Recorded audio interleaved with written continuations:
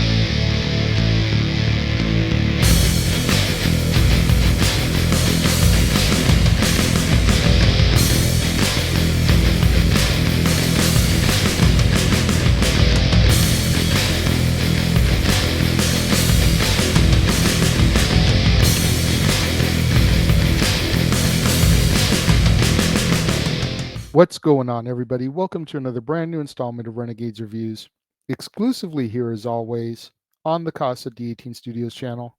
I, of course, am your host, the Renegade JJ Williams, and today's Muppetational entry is one from the early to mid 70s entitled Emmet Otter's Jug-Band Christmas, with a special appearance by Kermit the Frog, starring Jim Henson, Frank Oz, Jerry Nelson, Richard Hunt, Dave Goelz, Aaron Oscar, and Marilyn Sokol.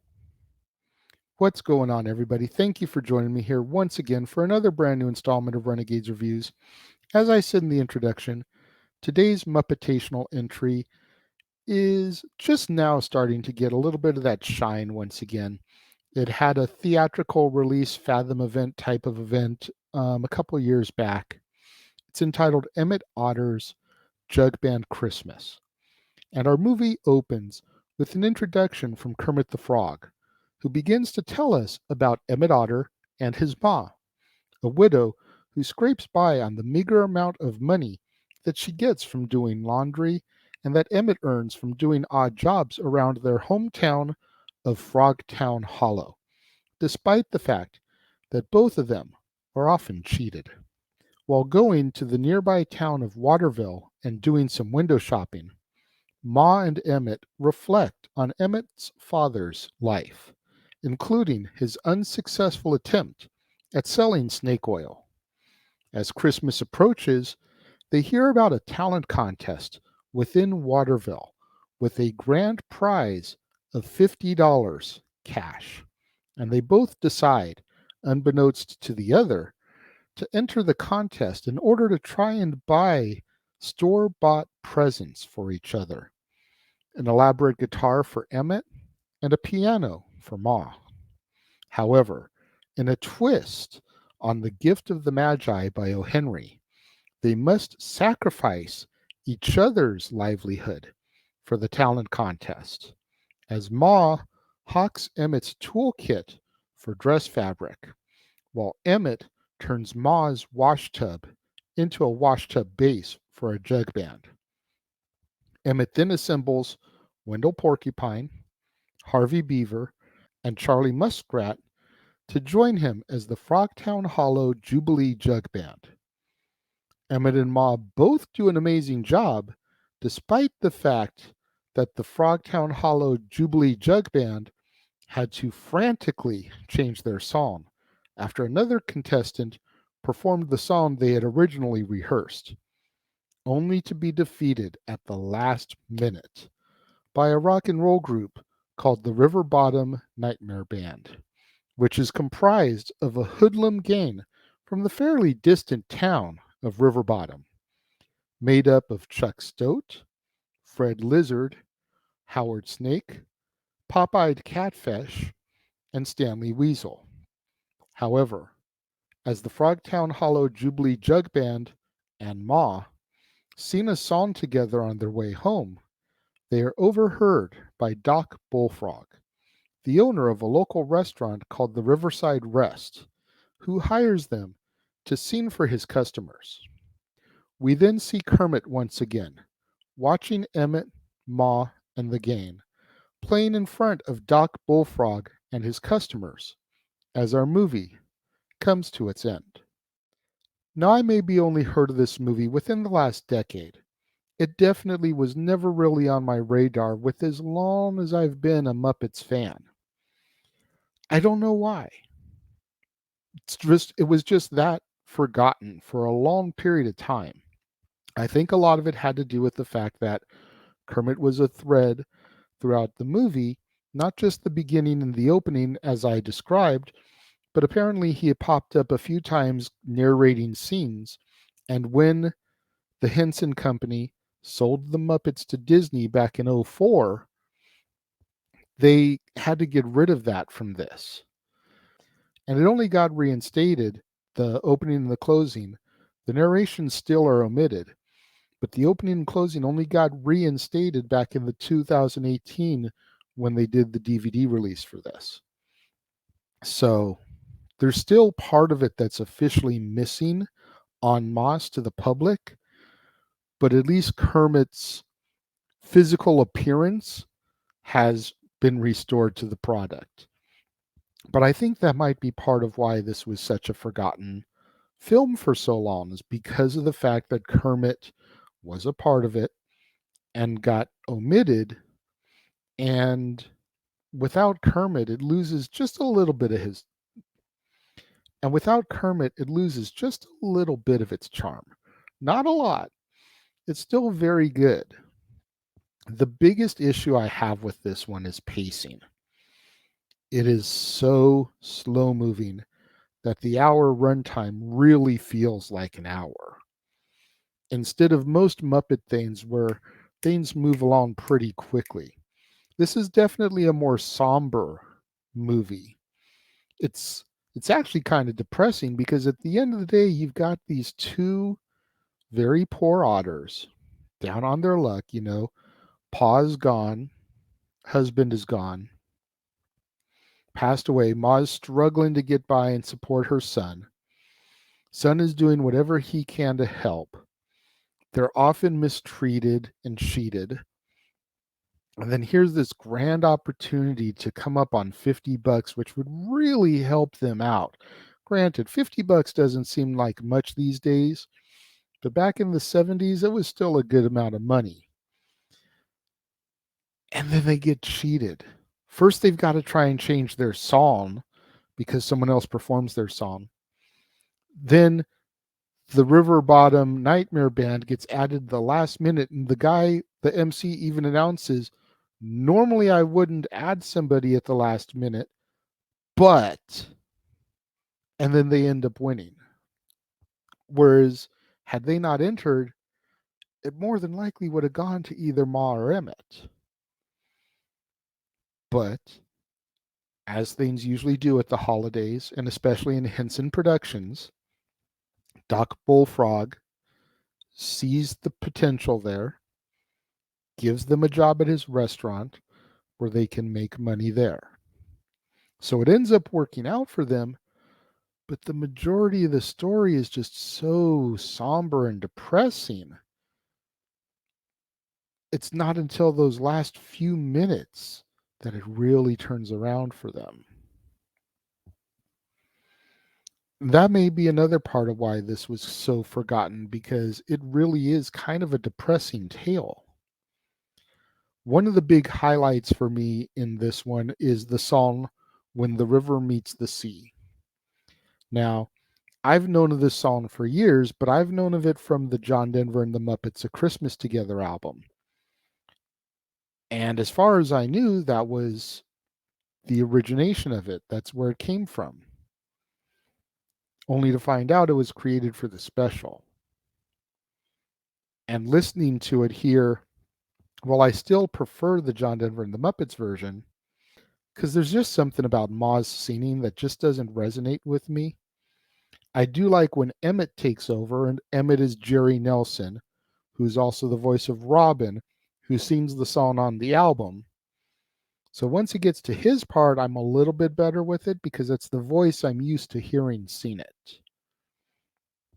But being able to discover that the song was originally for this, I really kind of enjoyed that and gravitated towards it because it was that connection, that that familiarity that I already had with it via a different Muppet property. The River Bottom Nightmare Gang, I thought they were kind of cool. You know, they were the cool villains, if you will. But other than that, it's sad because you go back and you look at it and you can see all the little pinpoints as to why this movie was lost for so long and why it was kind of forgotten. Again, within the last 5 to 10 years, it's had a bit of a resurgence, especially since it got its DVD release and, like I said, the Kermit bumpers at the beginning of the end reinstated. But overall, it's definitely forgettable. I feel it's the weakest of the Muppets ones that I'm reviewing right now. When it comes to my rating for it, I give Emmet Otter's Jug-Band Christmas 2.5 out of 5 stars. It's just so slow paced, so depressing, so somber. It's definitely not the type of movie that you really want to watch at Christmas, but as a Muppet fanatic, I feel like I owe it to Henson and Co. to watch it at least once a year. What do you guys think of Emmet Otter's Jug-Band Christmas? Let me know. If you're watching the premiere, leave your thoughts and comments over here. If you're watching on demand later in the day, leave your thoughts and comments down here.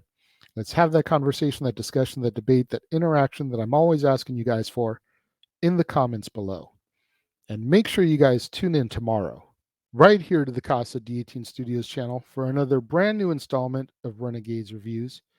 And we're going to take a look at another forgotten Henson Muppets classic, The Christmas Toy, starring Dave Goelz, Steve Whitmire, Catherine Mullen, Jerry Nelson, Richard Hunt, Brian Henson, Camille Benora, Marcia Moreau, and Jim Henson. And then following that, at the top of the half hour, it'll be time to wrap up the Disney Plus original series, The Santa Clauses. Chapter 6, A Christmas to Remember, starring Tim Allen, Elizabeth Mitchell, Austin Kane, Elizabeth Allen Dick, Matilda Lawler, Devin Bright, Rupali Red, Cal Penn, and others. You don't want to miss out on any of that content right here on the Casa D18 Studios channel on Renegades Reviews. More Muppet content, the finale of the Santa Clauses, so much more in store. Just a couple days left till the end of the month as well as the year. So make sure you smash that like button. Make sure you're subscribed. Make sure that notification bell is turned on so you don't miss out anytime a video drops right here on the Casa D18 Studios channel or anytime we go live, as is the case with Statboy Sports Bar, Open Mic Night, pay-per-view PLE coverage, etc. Share this video with your family, friends, loved ones, coworkers, movie fanatics, cinephiles in your life, fans of the Muppets, fans of Jim Henson, fans of Kermit the Frog. Anybody you can think of that would enjoy this content in this video, share it with them. It's the only way we can boost up my visibility in YouTube's algorithms so I can eventually get monetized, make money on the videos here. Thank you once again to everyone who joined me and tuned in today. It means more to me than you'll ever know. And I will see you guys next time.